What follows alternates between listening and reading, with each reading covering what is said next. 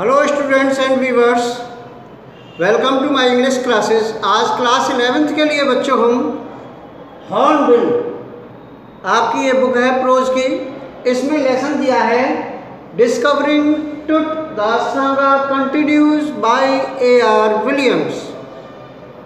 तो मैं self D L Gupta आज आप सभी को ये summary of the lesson, brief summary, बहुत बड़ा चैप्टर है लेकिन संक्षिप्त में हम चाहते हैं कि आपको कम से कम स्टोरी समझ में आए तो क्वेश्चन आंसर आराम से इजीली यू कैन डू।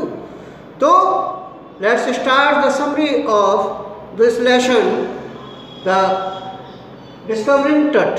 तो सबसे पहले आपको ये टुट नाम जो दे रखा है इसके बारे में आपको पता होना चाहिए। इसका अबाउट टुट यानी टुट के बारे में हम आपको बताते हैं कि एक राजा था बच्चों जिसका नाम क्या था, टुट था, और वह अपने वंशज का बच्चों अंतिम शासक था। उसका पूरा नाम टुटनखेतन था। ये बात आपको सभी को पता होना चाहिए, जिसे राजा टुट के नाम से जाना जाता था। उसकी मृत्यु किशोरावस्था में हो गई थी। किशोरावस्था बच्चों जानते हैं आप क्या होती है? 13 से 19 साल के बीच की अवस्था को किशोरावस्था बोलते हैं। तो मृत्यु के बाद उसे सोने के आभूषणों सहित दफन कर दिया गया था। किशोरावस्था में ही जब उसकी मृत्यु हो गई थी, अंत में लोग उसे फिर क्या किया, भूल गए। उसकी संभावना ये जताई गई कि इसकी मृत्यु नहीं हुई बल्कि इसकी बच्चों क्या हुई थी, हत्या की गई थी। इसलिए उसकी कब्र को खोदकर उसकी मृत्यु के बारे में काफ़ी समय बाद उसको जांचने का निर्णय लिया गया।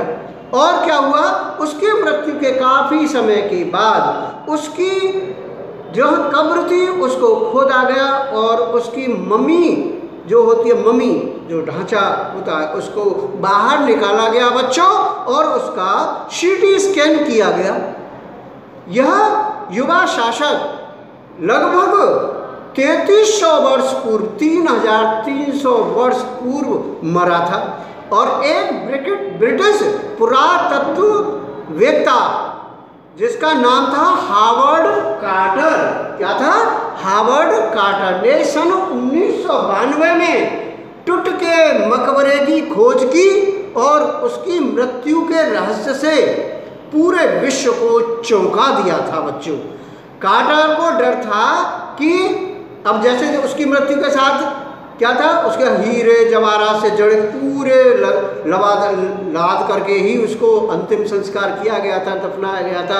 तो मृत्यु के रहस्य से पूरे विश्व को जब चौंका दिया तो कार्टर को यह बच्चों डर था कि कहीं मम्मी पर जो चढ़ा हुआ सोना है, हीरे जवाहरात हैं, उसे उतारने के लिए कहीं चोर उसे चुरा करके न ले जाएं। तो ये उसको डर था।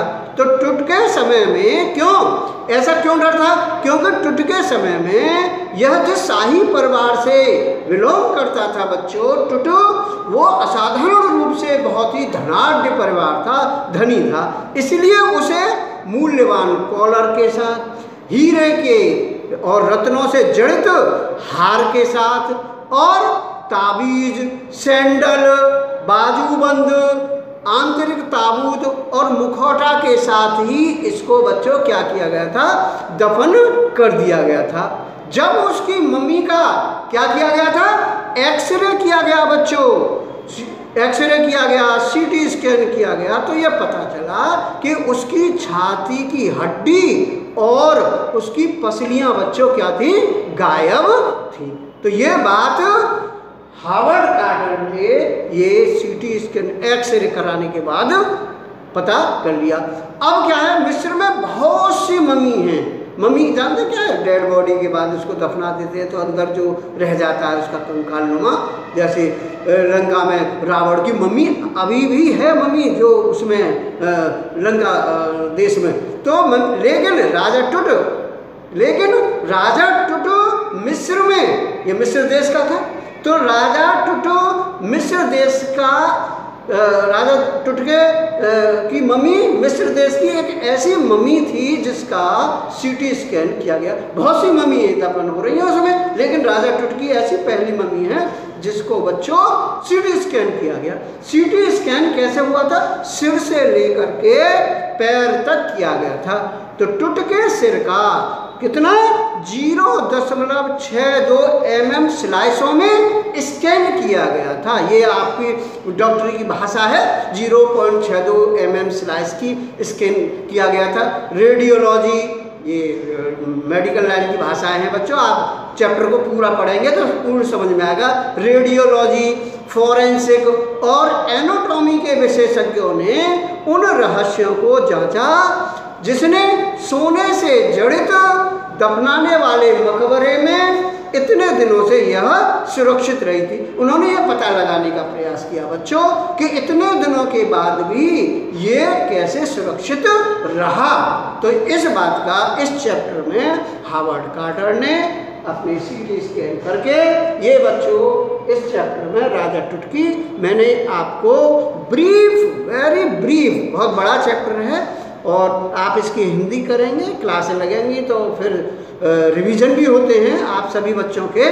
तो मैं समझ रहा हूँ कि बहुत ब्रीफ में मैंने आपको राजा टुटकी इस पूरी समरी को इस चैप्टर में क्या था ये समझा दिया।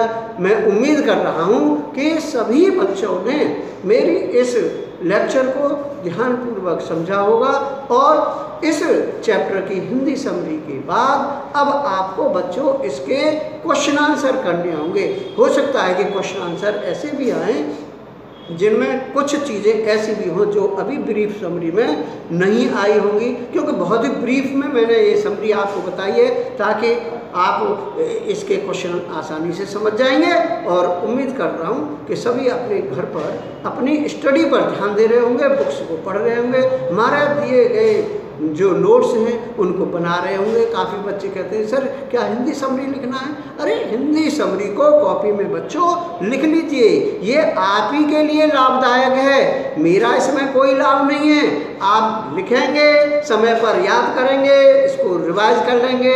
न्यू कोर्स है, विशेष तौर पर तो ये यूपी बोर्ड के बच्चों के लिए तो बहुत ही न्यू सिलेबस है, तो नए चैप्टर हैं तो आप जितना ज़्यादा लिखेंगे उतना ज़्यादा समझ में आएगा। Practice makes a man perfect, it is truly said.